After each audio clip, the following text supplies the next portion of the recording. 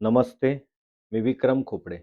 आपण समजावून घेणार आहोत GM पोर्टल म्हणजेच गव्हर्नमेंट ई-मार्केटप्लेस या विषयाच्या माध्यमातून आपण आपल्या कार्यालयाची जी खरेदी करतो, ती खरेदी करताना सदर खरेदीची संपूर्ण प्रक्रिया नेमकी कशी करावी, हे समजावून घेणार आहोत व त्यासोबतच सदरची प्रक्रिया करत असताना कोणत्या टप्प्यावर कोणती जबाबदारी व कोणती काळजी घेणं आवश्यक आहे, हा संपूर्ण प्रवास आपण या व्हिडिओच्या माध्यमातून समजावून घेणार आहोत.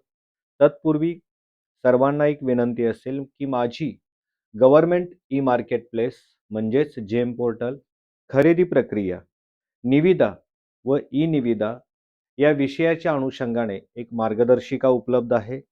सोबतच मी वेगवेगळ्या ठिकाणी सध्या गव्हर्नमेंट ई-मार्केटप्लेस या विषयाच्या अनुषंगाने बायर व सेलर म्हणजे खरेदी कार्यालय व विक्रेता यांच्यासाठी आवश्यक असणारे तसेच निविदा व ई-निविदा या विषयाचे देखील वैयक्तिक स्तरावरती प्रशिक्षण घेत आहे.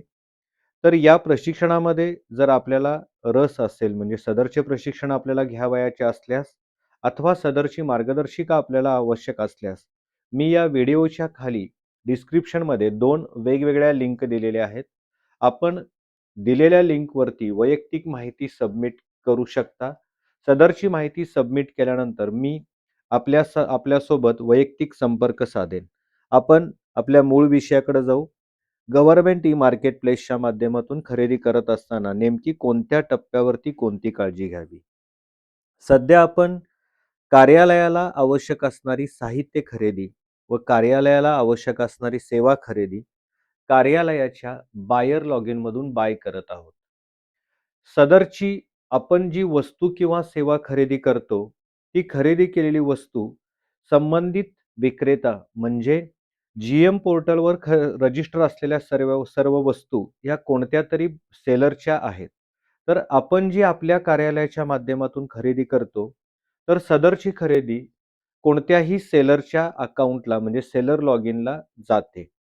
सदरची खरेदी केल्यानंतर संबंधित विक्रेत्यांना एक मेसेज म्हणजे एक SMS व एक ईमेल देखील जातो. तर बऱ्याच विक्रेत्यांनी आपल्याला संबंधित खरेदीचा मेसेज म्हणजे SMS आल्यानंतर व ईमेल आल्यानंतर संबंधित कार्यालयाला वस्तू पुरवठा केल्याचं निदर्शनास आलेलं आहे. परंतु सदरची वस्तू फक्त पुरवठा करून चालणार नाही, तर संबंधित सेलरनी त्यांच्या सेलर लॉगिनमधून सदरची वस्तू ऑनलाईन पद्धतीने डिस्पॅच करणे आवश्यक आहे. सदरची वस्तू डिस्पॅच करत असताना वस्तू किती डिस्पॅच केल्या, त्याचा GST रेट काय असेल व सदर वस्तूचे विक्रेत्याचे बिल देखील त्यांनी म्हणजे स्वतःचे बिल देखील त्यांनी अपलोड करणे आवश्यक आहे. आता संबंधित विक्रेत्यांनी सदरची वस्तू डिस्पॅच केल्यानंतर प्रत्यक्ष ती वस्तू कार्यालयामध्ये पोहोच करणं देखील त्यांची प्राथमिक जबाबदारी आहे. तर ती वस्तू त्या कार्यालयामध्ये नेऊन देणं, मग त्यासाठी कोणत्याही माध्यमातून आपण ती वस्तू कार्यालयापर्यंत पोहोचवू शकता. ती वस्तू कार्यालयाला देणे आवश्यक आहे. आता संबंधित विक्रेत्याने सदरची वस्तू कार्यालयात प्राप्त झाल्यानंतर संबंधित विक्रेत्यांना कृपया पेमेंट अदा करण्याची म्हणजे बिल अदा करण्याची घाई करू नका. याचं कारण काय? तर बऱ्याच कार्यालयांचा गैरसमज असा झालेला आहे, की आपल्या लॉगिनमधून ऑर्डर बाय झाली. संबंधित विक्रेत्याला त्याची सूचना गेली व त्या सूचनेनुसार विक्रेत्यांना आपल्याला वस्तू आणून दिली म्हणजे आपली खरेदी प्रक्रिया पूर्ण झाली. तर अशी प्रक्रिया पूर्ण होणार नाही. आपल्याला पुढील प्रक्रिया काय करायची आहे ते जरा समजावून घ्या. आपल्या कार्यालयाला वस्तू प्राप्त झाल्यानंतर संबंधित कार्यालयाच्या बायर लॉगिनमधून किंवा संबंधित कार्यालयाच्या कन्सायनी लॉगिनमधून म्हणजे आपल्याकडं खरेदी करत असताना एकूण 4 युजर असतात. 1 प्रायमरी युजर, 2 बायर, 3 कन्सायनी व 4 PO.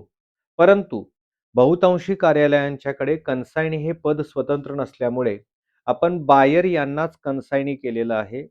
त्यामुळे कन्सायनी हे पद आपण स्वतंत्र रजिस्टर केले असल्यास आपण कन्सायनी लॉगिनमधून व कन्सायनी हे पद आपण बायरना प्रदान केले असल्यास आपण बायर लॉगिनमधून कार्यालयाला प्राप्त झालेली वस्तू आपण ऑनलाईन पद्धतीने रिसीव्ह करणे देखील अपेक्षित आहे. याचा अर्थ काय? तर याचा अर्थ असा, आपल्या कार्यालयाच्या बायर आणि कन्साइनी लॉगिनमध्ये सदरची वस्तू रिसीव्ह करण्याची सोय उपलब्ध आहे. त्या सोयीचा उपयोग करून आपण सदरची वस्तू रिसीव्ह करणे म्हणजे वस्तू कधी मिळाली, वस्तू किती मिळाल्या व वस्तू मिळाल्याचा व्हाउचर नंबर या सर्व गोष्टी सबमिट करणे आवश्यक आहे. सदरची वस्तू कार्यालयाला प्राप्त झाल्यानंतर आपण सदरची वस्तू योग्य आहे का? म्हणजे आपण केलेल्या मागणीनुसार पुरवठा झाला का? झालेला पुरवठा योग्य आहे का? व वस्तू सुस्थितीत आहे का? याची खात्री करावी. सदरची खात्री करण्यासाठी शासनाने आपल्याला 10 दिवसांचा अवधी दिलेला आहे. या 10 दिवसांमध्ये आपण वस्तू योग्य असल्यास आपल्या बायर प्लस कन्सायनी किंवा फक्त कन्सायनी लॉगिनमध्ये जाऊन सदरची वस्तू आपण ॲक्सेप्ट करणे देखील आवश्यक आहे. वस्तू योग्य नसल्यास ती आपण रिजेक्ट देखील करू शकता. परंतु वस्तू रिजेक्ट करत असताना आपल्याला सदरची वस्तू आपण का नाकारत आहात म्हणजे रिजेक्ट करत आहात याचे सबळ कारण जे कायद्याच्या चौकटीत असेल ते कारण देणे देखील आपल्याला बंधनकारक आहे. परंतु जर योग्य वस्तू असेल आणि आपण ती वस्तू ॲक्सेप्ट केली, तर लगेच त्यांचं बिल अदा करण्याची देखील घाई करू नका. कारण सदरची वस्तू ॲक्सेप्ट केल्यानंतर आपल्याला CRAC म्हणजे कन्सायनी रिसिप्ट ॲक्सेप्टन्स सर्टिफिकेट प्राप्त होईल. हे प्राप्त झाल्यानंतर आपण आपल्याकडं पी-ए-ओ हे पद स्वतंत्र रजिस्टर असल्यास, पण हे पद काही ठिकाणी रजिस्टर नाही. त्यामुळं बऱ्याच अंशी काही कार्यालयांची बायर, पी-ओ, कन्सायनी या सर्व प्रक्रिया एकाच लॉगिनमधून चालतात. तर आपल्याकडं पी-ओ हे पद स्वतंत्र नसेल, तर आपण buyer plus consignee log in करून व पी-ओ पद स्वतंत्र असेल, आपण पी-ओ लॉग इन करून सदर खरेदीचे बिल तयार करणे अपेक्षित आहे. म्हणजे विक्रेत्याने आपल्याला दिलेलं बिल हे गव्हर्नमेंट ई मार्केटप्लेसच्या बिल पेमेंट अदा करण्यासाठी पुरेसे नाही. आपल्याला आपल्या कार्यालयाच्या लॉग इनमधून बिल तयार करणे देखील अपेक्षित आहे. सदरचे बिल आपल्याला पी-डी-एफ स्वरूपात अथवा आपली खरेदी ही ग्रामपंचायत, जिल्हा परिषद अथवा पंचायत समिती स्तरावरची असेल व ही खरेदी 15वा वित्त आयोग अंतर्गतची असेल, तर आपण तयार केलेले बिल हे ई-ग्राम स्वराजवरती उपलब्ध होईल. पण त्यासाठी आपल्याला जेम पोर्टलमधून पहिल्यांदा बिल तयार करणं अपेक्षित आहे व या व्यतिरिक्त इतर सर्व कार्यालयांची व ग्रामपंचायत, पंचायत समिती, जिल्हा परिषदेची 15वा वित्त आयोग व्यतिरिक्त खरेदी असेल, तर सदरचे बिल आपल्याला पी-डी-एफ फॉर्मॅटमध्ये उपलब्ध होईल. सदरचे बिल उपलब्ध झाल्यानंतर आपण आपल्या कार्यालयाच्या विहित पद्धतीनुसार सदरचे बिल अदा करावे. हे बिल अदा करण्यासाठी आवश्यक असणाऱ्या बँक डिटेल्स आपल्याला जी-एम पोर्टलवरती उपलब्ध असलेल्या बिलामध्ये उपलब्ध होतील. सदरचे बिल अदा केल्यानंतर आपल्यात सर्वात शेवटी आपल्याला आवश्यक पूर्तता करावी लागेल म्हणजे अपडेट पेमेंट डिटेल्स. याचा अर्थ काय? सदर खरेदीचे बिल आपण नेमक्या कोणत्या माध्यमातून अदा केले, ते माध्यम, त्याचा ट्रान्झॅक्शन नंबर व बिल अदा केल्याची दिनांक ही सर्व माहिती आपल्याला सबमिट करणे आवश्यक आहे. या सर्व प्रक्रिया पूर्ण झाल्यानंतरच मग आपली ऑर्डर पूर्ण होईल व सर्व प्रक्रिया पूर्ण करणं आपल्याला का आवश्यक आहे? तर सध्या आपण बायर लॉग इन केला, तर आपल्याला पहिल्याच पानावरती काही नोटिफिकेशन येतात. त्या नोटिफिकेशन या संदर्भातल्याच आहेत. त्या नोटिफिकेशन अशा आहेत, बऱ्याच कार्यालयांनी ऑर्डर केलेली आहे, परंतु विक्रेत्यांनी वस्तू डिस्पॅच केलेली नाही. बऱ्याच विक्रेत्यांनी वस्तू डिस्पॅच केलेल्या आहेत, परंतु कार्यालयाने अद्याप रिसीव्ह केलेल्या नाहीत. बऱ्याच वस्तू आपण रिसीव्ह केलेल्या आहेत, पण अद्याप ॲक्सेप्ट अथवा रिजेक्ट केलेल्या नाहीत व बऱ्याच वस्तू आपण ॲक्सेप्ट केलेल्या आहेत, परंतु अद्याप त्याचे बिल अदा केलेले आहे, परंतु त्याची पेमेंटची नोंद अपडेट केलेली नाही. तर कृपया या सर्व प्रक्रिया आपण पूर्ण करणं अपेक्षित आहे व यामध्ये एक महत्त्वाची सूचना, कृपया गव्हर्नमेंट ई मार्केटप्लेसच्या माध्यमातून आपण खरेदी केल्यानंतर जोपर्यंत कार्यालयाला वस्तू प्राप्त होत नाही, व सदरची वस्तू योग्य असल्याची खात्री होत नाही, तोपर्यंत सदर खरेदीची रक्कम अदा करण्याची घाई करू नका. कारण बऱ्याचदा वस्तू प्राप्त होण्यापूर्वीच काही जण सदरची वस्तू रिसीव्ह करतात, सदरची वस्तू ॲक्सेप्ट देखील करतात व नंतर आपल्याला प्रशासकीय व तांत्रिक बाबींची पूर्तता करताना अडचणी येऊ शकतात.